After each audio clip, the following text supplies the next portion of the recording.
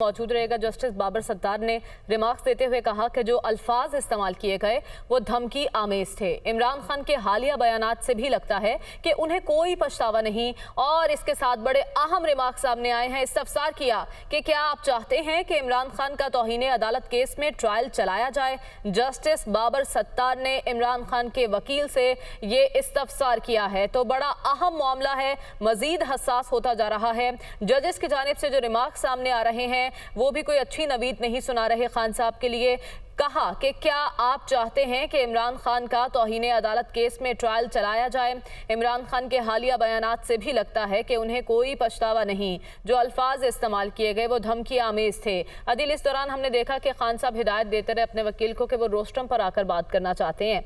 हमने जब भी देखा है खान साहब जब भी बोलते हैं अपने लिए मुश्किलात मजीद बढ़ा देते हैं। तो अब कोई अक्लमंदी का मुजाहरा किया जा सकता है। और ये जो बड़ा अहम नुक्ता उठाया और सवाल उठाया है जज साहिब ने कि आप चाहते हैं कि इमरान खान का तौहीन अदालत केस में ट्रायल चलाया जाए। अदील, इसमें मैं ये भी ऐड करना चाहूँगा कि हामिद खान की जानिब से कहा गया कि इमरान खान बयान पर कुछ वजाहत करना चाहते हैं। तो चीफ जस्टिस इस्लामाबाद ने कहा है कि वो बयान हम चला देंगे, यानी कि मजीद हसास होता जा रहा है।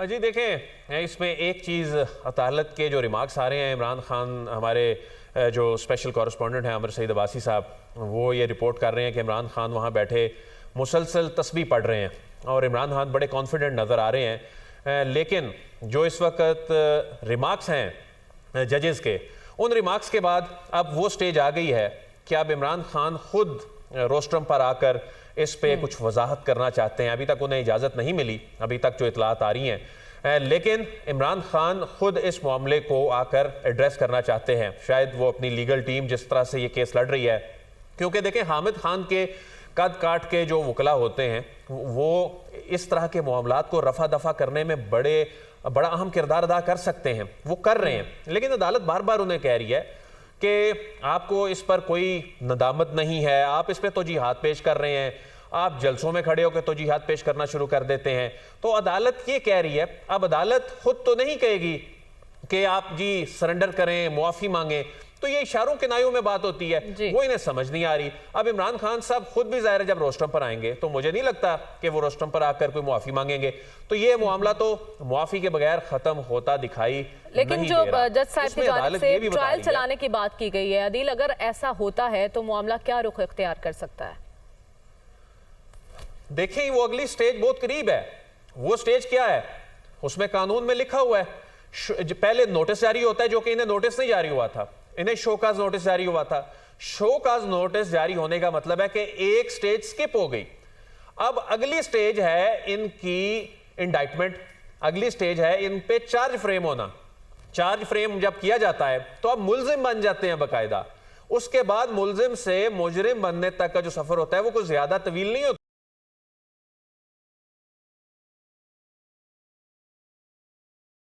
जारी है, निहाल हाशमी केस में किसी जज का नाम नहीं था, मुआफ़ी भी मांगी गई लेकिन फिर भी मुआफ़ी नहीं मिली। Chief justice Islamabad high court की जानिब से ऐसा कहा गया, जिस पर हामिद खान ने कहा कि इमरान खान की तकरीर यकसर मुख्तलिफ है। चीफ जस्टिस अतहर मिनल्लाह ने रिमार्क्स देते हुए कहा कि ज़िले अदलिया की जज को धमकी सुप्रीम कोर्ट जज से भी ज़्यादा संगीन जुर्म है, यानी जुर्म है ये मान लिया गया है और अदालत बार बार ये बावर करवा रही है कि ये जुर्म है, यानी जुर्म साबित हो गया। अदील, देखिए, जुर्म तो ये है, अदालत ये तो मानने के लिए तैयार ही नहीं है ना कि ये जुर्म नहीं है या ये तौहीन अदालत नहीं हुई। अदालत तो इसको अदलिया पर हमला करार दे रही है। अदालत तो इसको इश्तियाल अंगेजी वाली साइड पे इस मामले को जोड़ रही है। अदालत तो कह रही है कि आपने जज साहिबा की जान को खतरे में डाल दिया है। अदालत तो ये कह रही है कि इस तरह मामलात नहीं चल सकते। अदालत तो ये कह रही है कि आपको अभी तक एहसास ही नहीं है। तो इसमें तो ये मामला अभी वहीं का वहीं रुका हुआ है जहां पर पिछली समात में था। इसमें इंटरेस्टिंग चीज ये है कि पीटीआई के जो रहनुमा टॉक शोज में भी आके जो तौजीहात पेश किया करते थे, वो कहते थे कि जो दानियाल अजीज या निहाल हाशमी के केसेस हैं वो तो किसी और लेवल के थे, हमारी उसके हिसाब से कुछ भी नहीं है बात।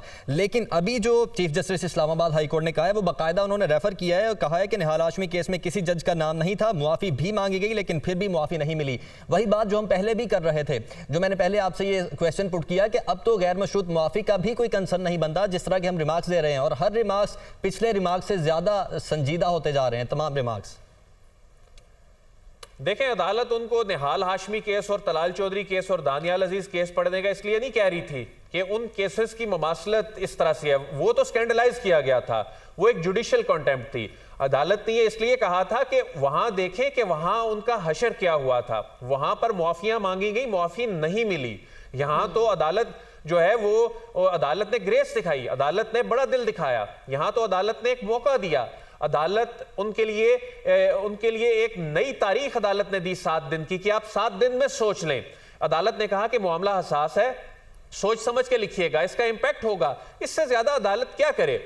अब इसमें कोई शक नहीं है क्योंकि जो पाकिस्तान तहरीक के बाद ये फैसला या 7 दिन मजीद दिए गए तो उस वक्त जितने भी कानूनी माहिरीन थे उनमें से बहुत सारे ऐसे थे जो ये समझ रहे थे कि आज एक उनकी जानिब से जवाब जमा करवाया गया और शायद माजी में कोई ऐसी नवीद नहीं मिलती कि दोबारा से जवाब जमा करवाने का मौका दिया गया हो तौहीन अदालत में। इतने हसास मामलात में वाकई इसकी नज़ीरें बहुत कम मिलती हैं और अदालत खुद कह रही है यह हसास मामला है। एक बड़े अहम रिमार्क्स आमिर सईद अब्बासी साहब ने रिपोर्ट की हैं कमरा अदालत से। आप तो जिहाद पेश करके मुकदमा लड़ना चाहते हैं, यह बड़ी अहम बात है। यानी अदालत ये समझ रही थी, चाह रही थी, या अदालत बड़े दिल का मुजाहरा कर रही थी कि यह मामला यहां खत्म हो, लेकिन आप इस मामले को ट्रायल में ले जाना चाहते हैं। आप तो तौजीहात पेश कर रहे हैं, तो उस पे हामिद खान साहब ये कह रहे हैं कि नहीं जी हम तौजीहात नहीं पेश कर रहे, हम वजाहत करना चाह रहे हैं। अब मसला ये है, यहाँ पर हामिद खान साहब का शुमार उन वकला में होता है जिनकी जज साहिबान बहुत इज्जत करते हैं, एहतराम की निगाह से, उस्ताद की निगाह से देखते हैं। लेकिन यहाँ हामिद खान साहब भी मजबूर हैं। हामिद खान साहब के जो क्लाइंट हैं वो एक बड़े सियासी रहनुमा हैं, उनकी जो स्ट्रेटजी है वो बड़ी जारहाना है, वो पीछे हटने को तैयार नहीं है। अब इधर हामिद खान साहब रोस्टम पर खड़े होकर क्या करें? वो कभी इन तौजीहात को वजाहत कहते हैं, कभी वो कहते हैं जी नहीं मैं इस केस को आगे नहीं लेके जाना चाहता, इस केस को यहीं पर। वो अपने क्लाइंट को कोई अच्छा मशवरा नहीं दे सकते या उन्होंने अपने क्लाइंट के अकॉर्डिंग ही चलना है? देखिए ये आपने बड़ा दिलचस्प सवाल किया है।